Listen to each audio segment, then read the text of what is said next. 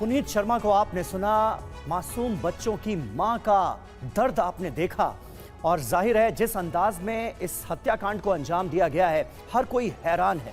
ये दरिंदगी, ये शैतानियत आखिर कहां से आ रही है, ये एक बहुत बड़ा सवाल है। हमारे साथ शिवम त्यागी मौजूद हैं, प्रवक्ता भारतीय जनता पार्टी के।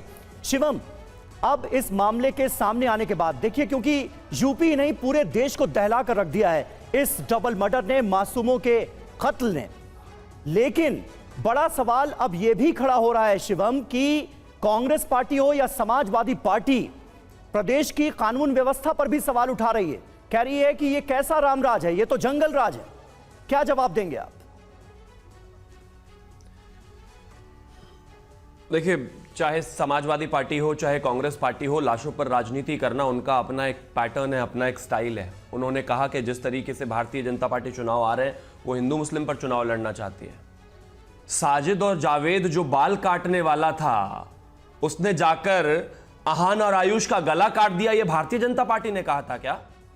बाल काटने वाला जब गला काटने लगेगा तो भारतीय जनता पार्टी उसको चुनाव की वजह से कटवा रही है क्या? आपने समाजवादी पार्टी का ट्वीट नहीं देखा लगता है, तक घुस जाए। शिवम, सपा का ट्वीट नहीं देखा, उसमें यही इंडिकेट किया जा रहा है। जी,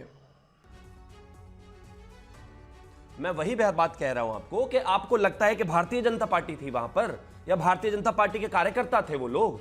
जिस तरीके से कोई व्यक्ति इस तरीके के हद तक शैतान बन जाए और ये स्तर करने लगे बच्चों के साथ, ये तो मानसिक दिवालियापन है, पागलपन है।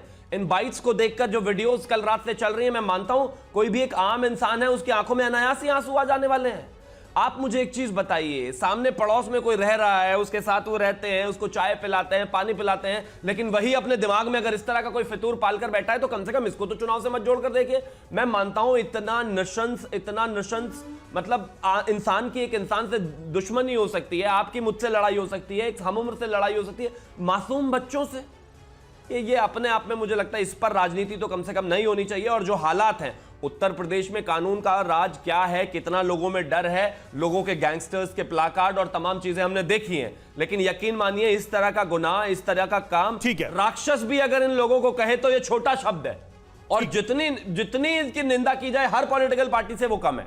ठीक है, और देखिए इस पूरे मामले से जुड़ी जो एफआईआर है उसकी कॉपी हमारे पास है। बिल्कुल, वो एफआईआर की कॉपी देखिए हमारे पास है और हम वो कॉपी आपको दिखाना चाहते हैं। यही है बदायूं में डबल मर्डर से जुड़ी हुई जो मामला है, उससे जुड़ा ये एफआईआर है, जिसमें देखिए आरोपियों के नाम सीधे सीधे इसमें हैं, साजिद और जावेद। साजिद को मुख्य आरोपी बताया जा रहा है। साजिद एनकाउंटर में ढेर किया जा चुका है, जावेद अभी तक फरार है, लेकिन एफआईआर की कॉपी देखिए, इसमें पूरी घटना का जिक्र है। अगर हम इसको यहां पर थोड़ी देर के लिए पॉज कर पाएं, शाम समय लगभग 6:45 बजे हमारे घर के सामने नाई की दुकान करने वाला साजिद पुत्र बाबू सखानू थाना अलापुर अपने भाई जावेद के साथ मोटरसाइकिल पर आया। साजिद मोटरसाइकिल से उतरकर मेरे घर के अंदर आया। उस समय घर पर मेरी पत्नी श्रीमती संगीता देवी व मेरी माता श्रीमती मुन्नी देवी तथा मेरे 3 छोटे बच्चे, जिनके नाम आयुष पीयूष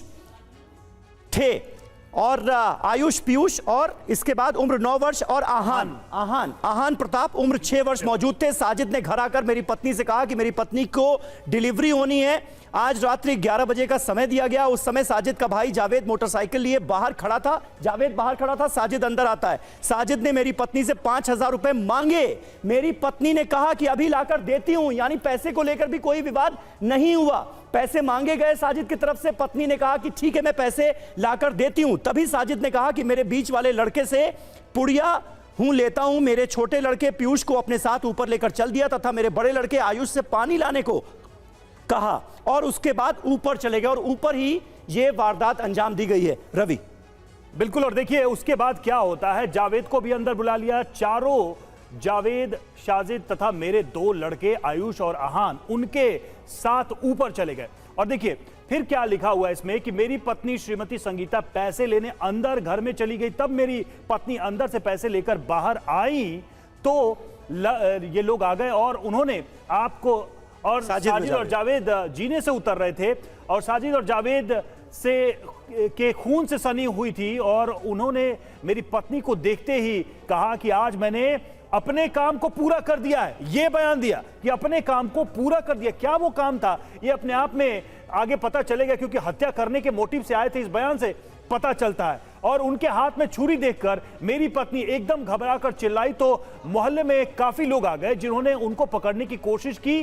जावेद भाग गया, साजिद को भीड़ ने पकड़ लिया। जी हां, हस्ताक्षर विनोद कुमार, फिर मेरी पत्नी ने ऊपर जाकर देखा तो मेरे दोनों लड़के खून से लथपथ थे तथा उनकी मृत्यु हो चुकी थी।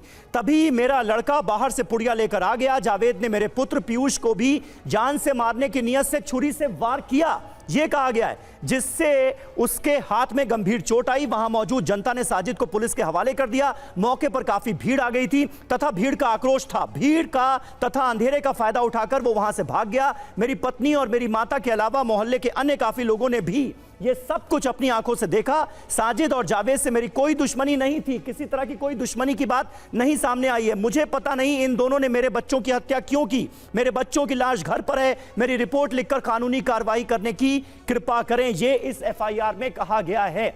यानी ये पूरा का पूरा परिवार, पीड़ित परिवार, ये समझ ही नहीं पा रहा है कि साजिद ने उनके दोनों बच्चों की हत्या क्यों की। लेकिन साजिद को खून से सनी छुरी के साथ देखा गया।